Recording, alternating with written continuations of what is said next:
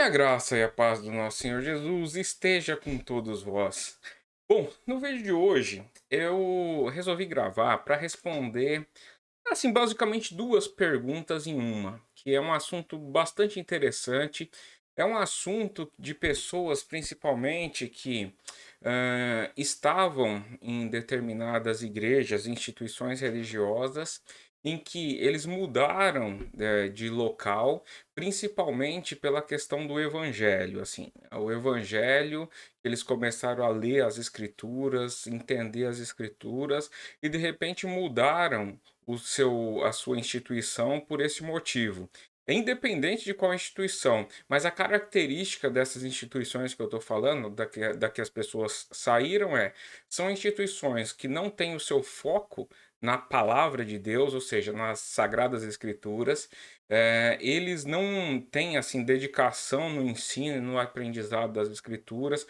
Tem geralmente outra fonte de autoridade que não seja a Bíblia, ou seja, tem revelações, tem assim, Deus manda falar, então não precisa ler as escrituras, você se é guiado por aquelas revelações, sonhos, visões e tal. Ou de repente tem algum outro livro ou um conjunto de ensinamentos e doutrinas que não são as escrituras como fonte de autoridade. Então, quando essas pessoas saem desses lugares e vêm para igrejas em que o foco é bíblico, geralmente surgem algumas perguntas do tipo assim: será que eu realmente estou correto? E se eu tiver errado? Por quê? Porque infelizmente essas outras denominações religiosas, elas exercem um controle muito grande sobre essas pessoas, seja por outras fontes de autoridade, algum livro revelado, alguma outra coisa, ou seja através das profecias. Tem aquele controle mental das pessoas, né, dizendo sobre. Só um minuto, espera aí. Só colocando silencioso aqui. Ou seja, através desse controle mental de que transforma, por exemplo, determinadas revelações, profecias, como se fosse assim a muleta da pessoa. A pessoa só consegue ir guiada por isso daí. Então, essa dúvida e essa, digamos assim, essa incerteza, esse questionamento acaba sendo bastante legítimo, né? Porque e agora, né? E aí, aquela muleta que eu tinha, que era aquela profecia que toda vez acontecia, ou que era aquele outro livro, aquela outra revelação que eu tinha, e agora, como é que fica? E se eu tiver errado? Esse negócio de buscar as escrituras e tal, e se eu tiver errado nisso? Bom, é uma boa pergunta, a gente vai conversar um pouquinho sobre isso. Bom, vocês vão ver aqui que no vídeo de hoje eu não vou fazer grandes edições, eu pretendo fazer um papo, assim, uma conversa com vocês. E não se esqueça, antes até do vídeo, da gente prosseguir no vídeo, se inscreva no canal, clique aí embaixo, se inscreva, curta, compartilhe, porque a sua inscrição ajuda muito o canal a crescer e essa mensagem a ser difundida para mais pessoas também. O seu like, o seu comentário também ajudam muito no engajamento e ajuda essa mensagem a chegar para muito mais gente, tá certo? Então vamos lá. Bom, para responder isso, eu vou citar um debate que eu estava ouvindo entre dois, eu acho que eram dois pastores assim de igrejas diferentes. Uma igreja era, pelo que eu entendi, era uma igreja pentecostal. Eu não sei o nome da igreja. E o outro era uma igreja que não era pentecostal. Era uma igreja, não sei se eles são considerados reformados ou não, mas era uma outra igreja dessa linhagem mais tradicional, ou seja, que não tem aquelas manifestações no culto e tal. E aí, qual que era o tema desse debate? O debate era o seguinte: os dons, e aí esses dons com foco na profecia, ela continua válida? Ou seja, hoje em dia tem profetas ou não tem profetas? Tá certo? E aí eles, obviamente, foi um debate muito interessante, dois pontos de vistas muito legais. Os que acham que as profecias não são válidas, eles são chamados de cessacionista, tá? O nome é cessacionista, para quem nunca ouviu falar. Então, eles acreditam que os dons ou grande parte. Dizer assim, dizer que o cessacionista não crê nos dons é mentira, tá? É uma falácia que geralmente o outro lado usa. Na verdade, eles creem nos dons, mas eles creem que certos dons operaram até certo tempo, e a partir dali ele não tem essa continuidade. Então, portanto, o oposto do cessacionista é o continuista. Ele acredita que todos os dons são válidos até o dia de hoje, e serão válidos até a volta do Senhor Jesus Cristo. Então, essa que é a diferença. E aliás, aproveitando até para fazer uma pequena pesquisa, você que está assistindo o vídeo, deixa aí no comentário, você é cessacionista ou continuista? Eu queria saber bastante, assim, para saber se a maioria das pessoas que assistem esses vídeos são mais cessacionistas ou mais continuistas, tá certo? Então, mas aí, inclusive é o seguinte, a minha opinião sobre esse tema eu devo gravar aí em vídeos mais adiante. Aliás, tem um vídeo que eu tô, só que leva tempo para poder fazer isso, porque é um assunto polêmico e é um assunto que precisa de um certo aprofundamento. Então eu tô meio que montando esse vídeo aí mais para frente para poder debater esse tema sobre as profecias, a continuidade ou não das profecias. Então lá eu vou explicar e deixar bem detalhado exatamente o meu ponto de vista nesse aspecto, tá certo? Mas assim, uma coisa que eu reparei, e é uma coisa extremamente importante, e por isso que esse tema vai ajudar a responder a pergunta que é: será que eu estou correto, não estou de me dedicar às escrituras ou não? É pelo seguinte: ambos os debatedores, com opiniões teológicas distintas, um de um lado, outro do outro. Mas o que eles tinham em comum? Isso é a parte importante, e é por isso que eu vou trazer essa pergunta, a resposta dessa pergunta que eu iniciei o vídeo, né? Porque é o seguinte: o que, que eles tinham em comum? O que eles tinham em comum é um ponto da reforma protestante. Para quem não sabe, a reforma protestante tinha ali um resumo nos 5 pontos, né? Da reforma, né? Aí tem vários solas, mas eu vou pegar só um desses solas, que é o sola escritura. O que que diz esse ponto do sola escritura? As igrejas protestantes, elas têm a Bíblia como única, sabe o que é a única? Só uma, única fonte de fé e doutrina. Isso é uma contraposição à posição da Igreja Católica, principalmente do século, acho que 16, se eu não me engano, que isso aí foi em 1500, que ela tinha, por exemplo, a palavra do magistério e a palavra do Papa como fontes de fé e doutrina. Ela também tinha, por exemplo, a questão da tradição, a tradição católica, que é muito forte, também tinha isso como uma fonte de fé e doutrina. Já em oposto a isso, a reforma pegou isso, só a escritura. Então a Bíblia é a única fonte de fé e doutrina. Então o que que ambos tinham em comum? As escrituras. Ambos tinham em comum as escrituras. Eles divergiam eh, na interpretação de alguns versos. Então, dada a interpretação de alguns versos, eles assumiam uma postura cessacionista ou continuista. Mas independente disso, ambos utilizavam a escritura. E isso é muito importante. Então, assim, porque eu recebo muita pergunta assim: e aí? E a igreja X? E a igreja Y? E a profecia? E o dom de língua? Ó, a primeira coisa que a gente tem que ter em mente é: esquece tudo isso.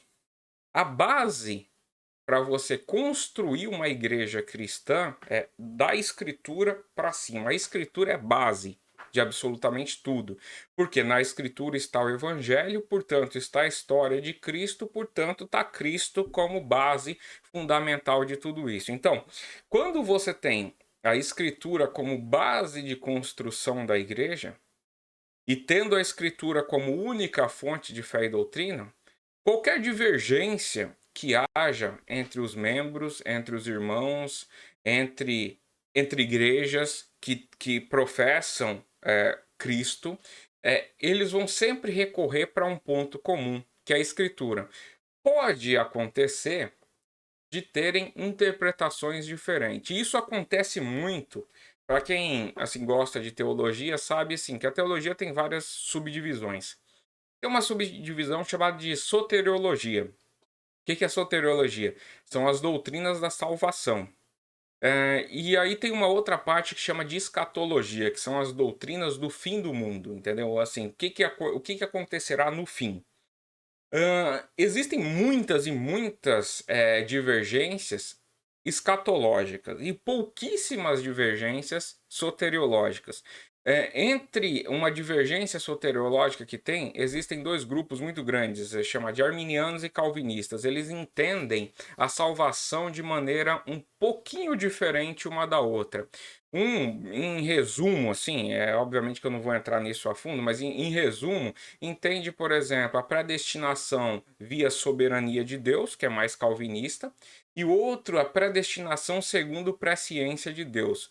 Mas ambos os grupos têm um ponto em comum: ambos Bíblia, e ambos debatem com a Bíblia o seu ponto de vista. O que eu quero dizer com isso? Que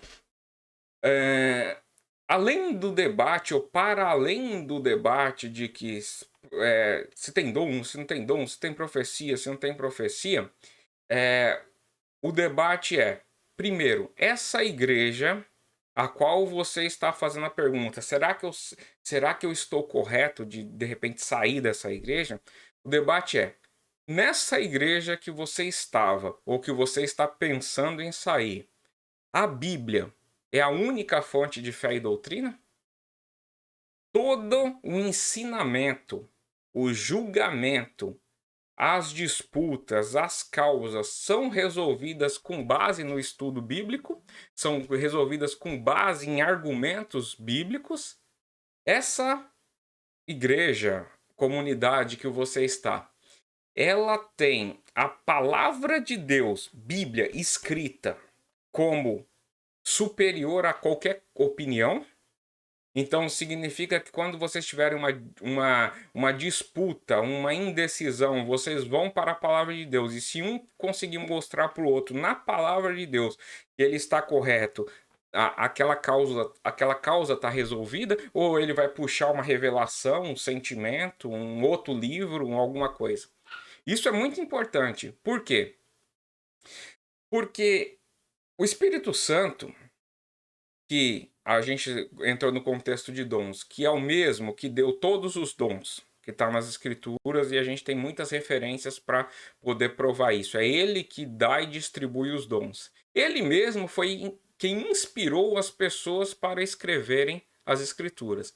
Então, portanto, qualquer dom, qualquer manifestação, qualquer visão, qualquer coisa que se diz cristão e se opuser às escrituras, essa coisa é considerada como anátema. Então, para além de dons, para além de revelação, para além de profecias, a igreja verdadeiramente cristã, ela tem que ter um afinco muito grande no estudo e prática das escrituras.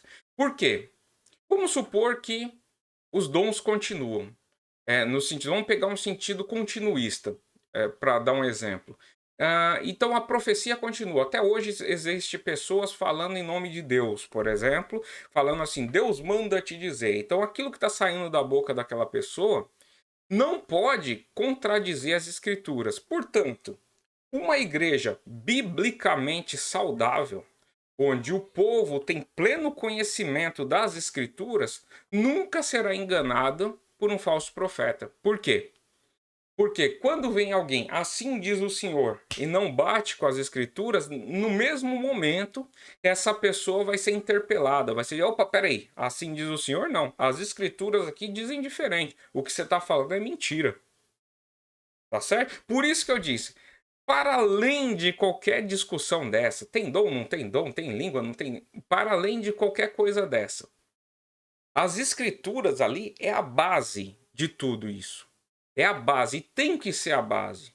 Então, portanto, se o local onde você está não tem isso como base, eu sinto te informar que a chance de dar ruim, né? Conforme diz aí no jargão, a chance de dar ruim é imensa. Por quê? Porque vai ter um monte de gente te falando, assim diz o Senhor. Só que você não sabe o que o Senhor já disse. Então você não tem base de comparação. Se você não tem base de comparação, a chance de você ser enganado é imensa. Entendeu? Inclusive, até para justificar que esse assim diz o Senhor continua, ou é verdade, ou não seja lá o que for. Entendeu? Então, essa é o porém. Então, para responder essa pergunta assim, será que eu estou correto? Será que. E se eu tiver errado?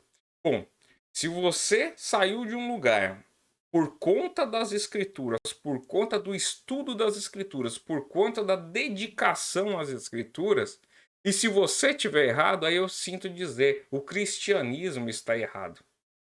Entendeu? Aí, por quê? Se as escrituras, que foram um livro dado, revelado pelo Espírito Santo, atravessou séculos e mais séculos, um monte de gente sofreu.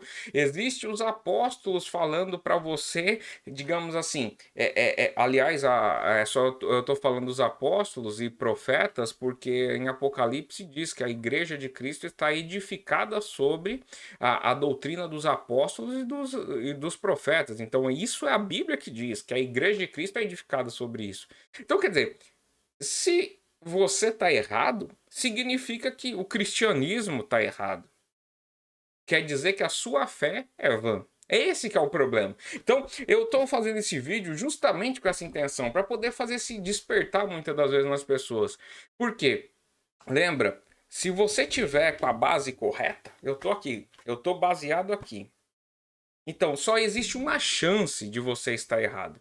E olha que eu tô falando isso apesar das interpretações, porque existem muitas interpretações, mas o básico de uma igreja cristã não é sujeito a tanta interpretação assim. Salvação pela fé, arminiano e calvinista ambos pregam salvação pela fé. Não tem nenhum arminiano verdadeiro que vai dizer que salvação é por obras. Fala pro arminiano, por exemplo, que salvação é por obras, que ele vai dizer que isso é uma falácia inventada, porque não é isso que eles pensam.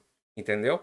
Então, quer dizer, existem detalhes teológicos que há uma divergência, mas assim, vocês têm que lembrar o seguinte: a base é ter escritura.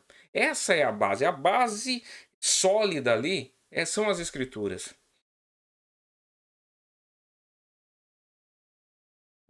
E aliás, eu vou pegar até aqui alguns textos e vou compartilhar a tela com vocês para mostrar para vocês o que eu estou falando tem base nas escrituras. Tá certo? Por quê? É isso que é o ponto. Então, independente. Quando a gente. Porque muitas das vezes as pessoas assim nunca estudaram as escrituras e começam a estudar e tal, eu quero isso, aquela. Primeiro você tem que ter uma base sólida.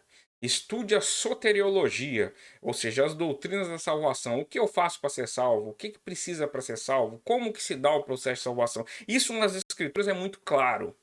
Vai ter um detalhezinho ou outro, mas esse detalhezinho ou outro não implicará na sua salvação. Porque se você crê que a salvação é pela fé no Senhor Jesus Cristo, pronto. Entendeu? A sua base vai estar certa. A partir daí, é construído demais coisas. E é muito importante que sempre tenha a escritura como única fonte de fé e doutrina. Então, deixa eu mostrar aqui agora. Deixa eu colocar aqui na tela. Aqui. Eu acho que. Pera aí um pouquinho.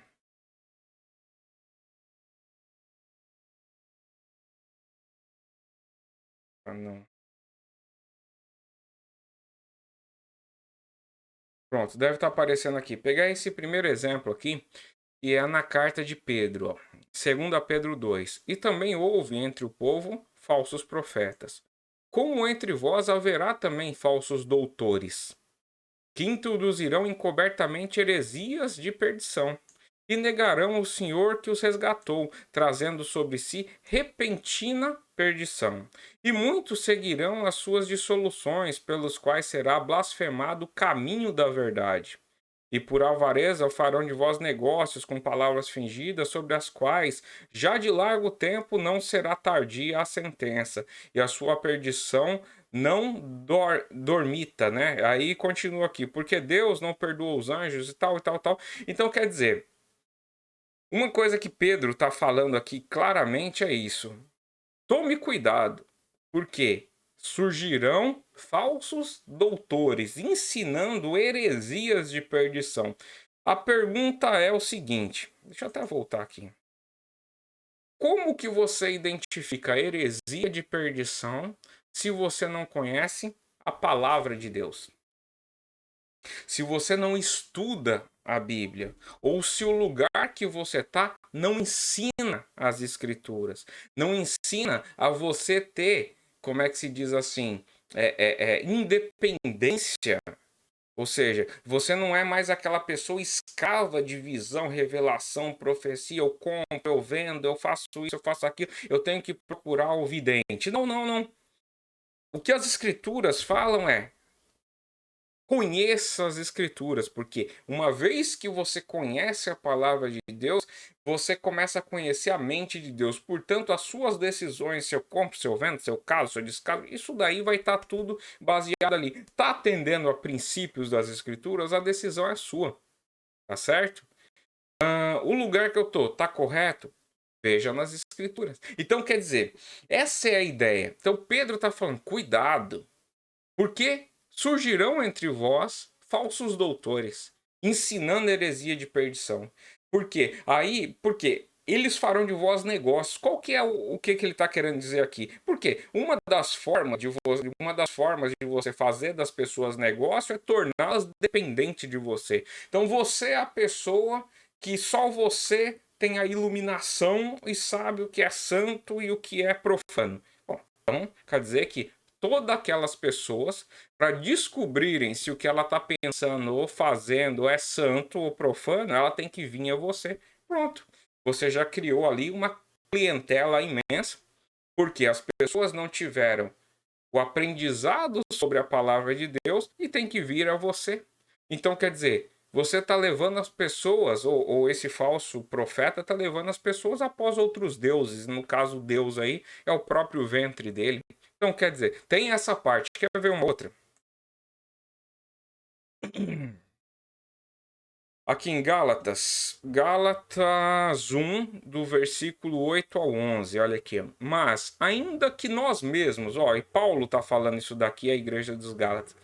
Mas, ainda que nós mesmos, um anjo do céu vos anuncie outro evangelho, além do que vos tenho anunciado, seja anátema. Aliás, deixa até, ó, eu colocar aqui, além do que já vos tenho anunciado. Porque é o seguinte, nesse debate que eu utilizei como exemplo, uma das coisas que eles estavam debatendo, no caso da profecia, existe profecia sobre novas revelações, ou seja, existe alguém iluminado que de repente Deus aparece lá para ele e diz assim: ó, a partir de hoje, um novo mandamento vos dou. Existe?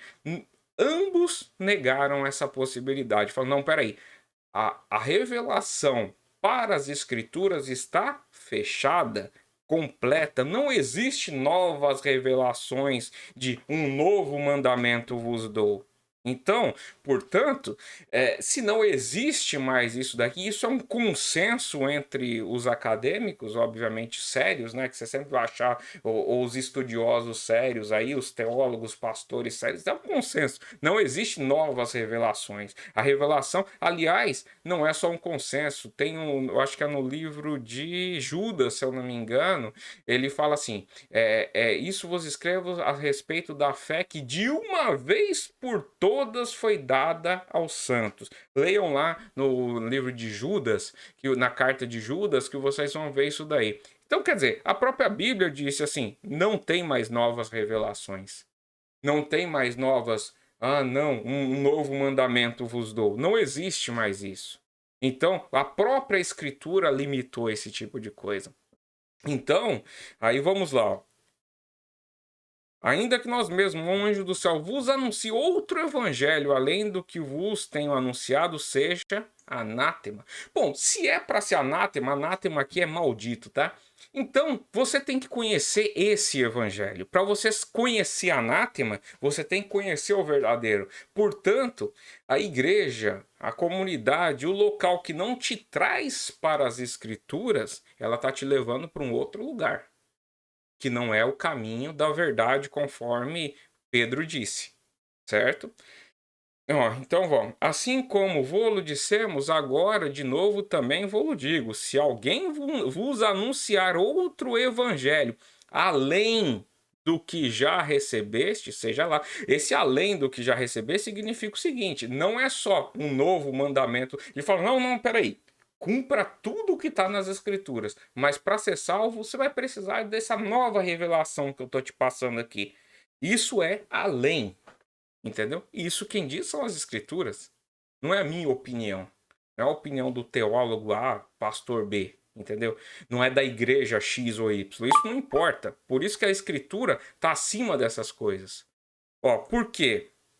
Persuado eu agora a homens ou a Deus? Ou procuro agradar a homens? Se estivesse ainda agradando aos homens, não seria servo de Cristo. Tá vendo que negócio grave?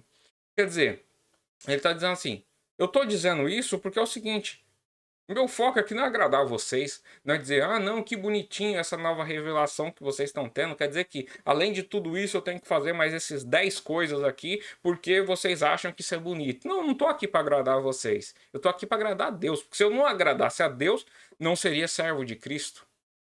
Mais fácil vos saber, irmãos, que o evangelho por mim foi anunciado, não é segundo homens. E aí Paulo vai continuar explicando um pouco mais sobre isso, mas vocês veem a gravidade disso daqui? Então, para além de questões teológicas, para além de há profecia, não há profecia, há língua, não há língua, e tal, e tal, e tal. O mais importante é que ambos têm uma base bíblica, uma base nas escrituras. Os argumentos sejam nas escrituras. O argumento não seja, mas por que é assim? É porque o saudoso irmão fulano de tal, um dia orando no seu quarto, Deus apareceu com uma revelação para ele e disse, seja assim. Isso é nova revelação. E vocês viram o que as escrituras dizem sobre isso. Então, isso é muito importante. Muito importante. Porque eu vejo muito esses debates, eu acho engraçado e tal, eu acho interessante esses debates, eu gosto desse tipo de coisa. Só que assim, eu só debato isso quando a base é cristã.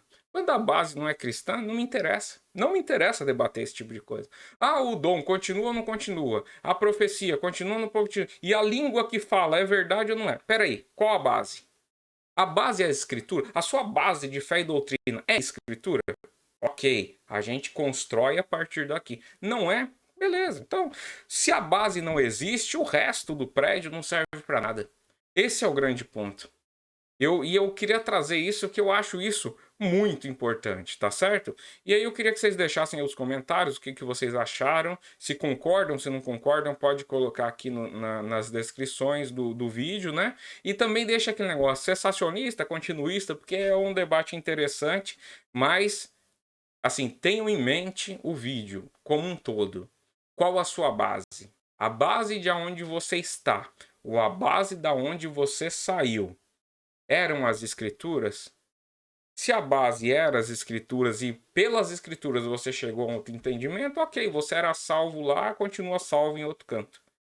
Se a base que você tinha não era as escrituras, significa que você conheceu o evangelho agora. Agora é que você é um salvo em Cristo. Porque fora do evangelho não existe salvação. Portanto, quem não conhece a palavra de Deus não tem a sua principal ferramenta de te livrar no dia da ira e do juízo, tá certo? Bom, espero que vocês tenham gostado do vídeo. Nós nos vemos no próximo vídeo. Até mais e tchau, tchau.